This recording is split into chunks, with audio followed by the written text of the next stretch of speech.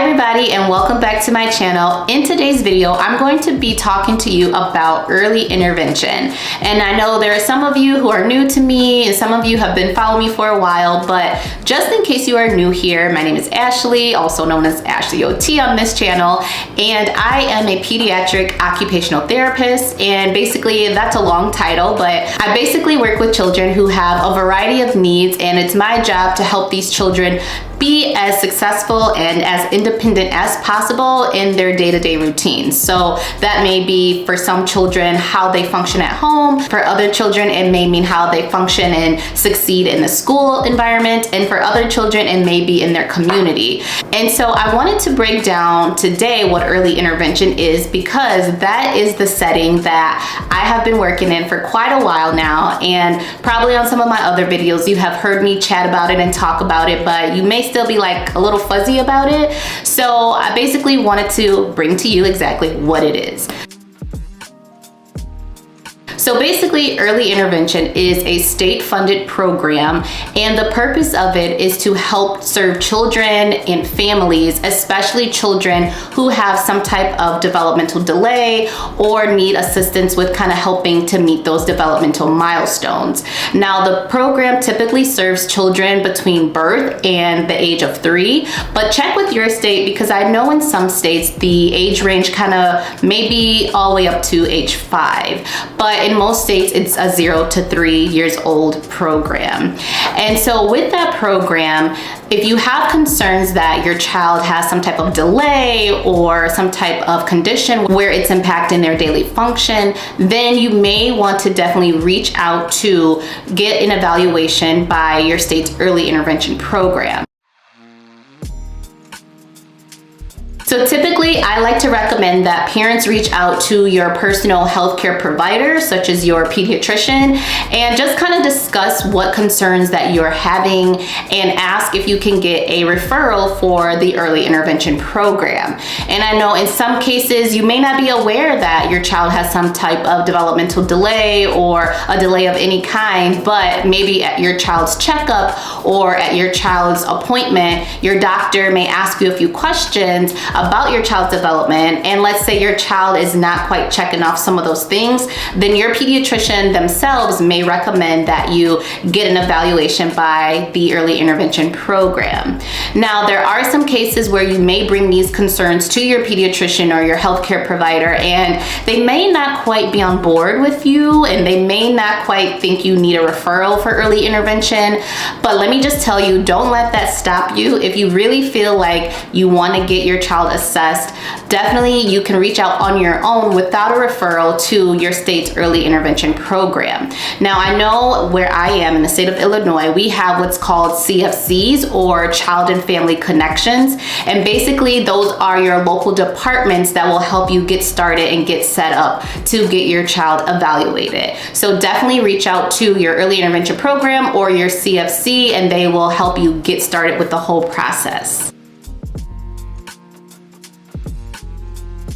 So in terms of what the process even looks like, typically it starts by what's called an intake meeting or an intake assessment, where basically a case manager or a service coordinator will contact you and basically get all of that background information from you, such as what your concerns are, your child's medical history, who the child lives with, and just a variety of information that your service coordinator will need in order to see if they would be beneficial for getting this evaluation. So once it's decided that yes, your child is definitely going to be evaluated, that is when the service coordinator will reach out and get the appropriate therapist to do the evaluation for you. So typically the evaluations are done in your home, as early intervention is a home-based program. But let's just say, for example, you work full-time and typically your child goes to daycare 5 days a week. In that case, then the therapist can go out to your child's daycare and potentially do the assessment component there, but may still reach out to you to get some more background information. So in terms of what type of therapist can evaluate your child, typically your child may be evaluated by a developmental therapist, an occupational therapist, a physical therapist, a speech therapist, social worker, nutritionist, audiologist, and that's just kind of a few of the sources that are available. Now, that doesn't mean that your child will be evaluated by all of those therapists. It just means that those are some of the services that are available to you. And just depending on that intake meeting, your service coordinator can help you decide which therapists are most appropriate to evaluate your child.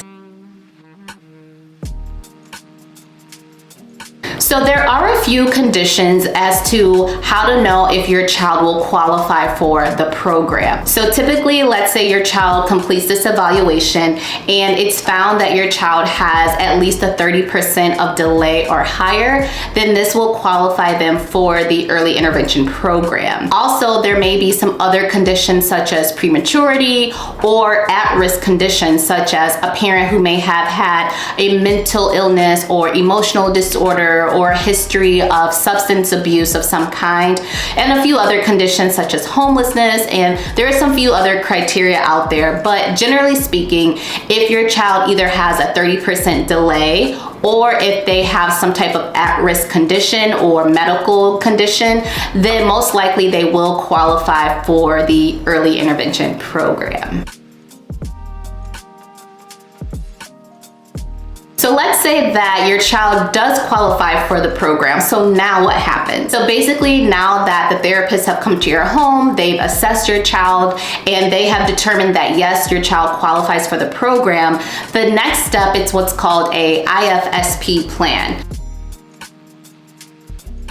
So that stands for Individualized Family Service Plan. So basically, that is when you as the parent get together with your whole team, the service coordinator and the therapist, and you guys come together and create a plan for your child while they're in the program. So this typically looks like you all discussing the child's strengths. This also looks like you guys discussing the areas in which the child needs some improvement or addressing. And then as a team, you come up with goals for that child while they're in the program. And the therapist will also help you to develop different strategies to go along with those goals that will be addressed while they're in the program. And then after your child is assessed, after they've had the IFSP plan and all the goals and strategies are put into place, that is when the service coordinator will coordinate services and therapists to start the ongoing therapy for you. Also at the meeting, they will determine how often your child qualifies for services. So for example, sometimes a child may qualify for speech therapy twice a week, but only need OT once a week.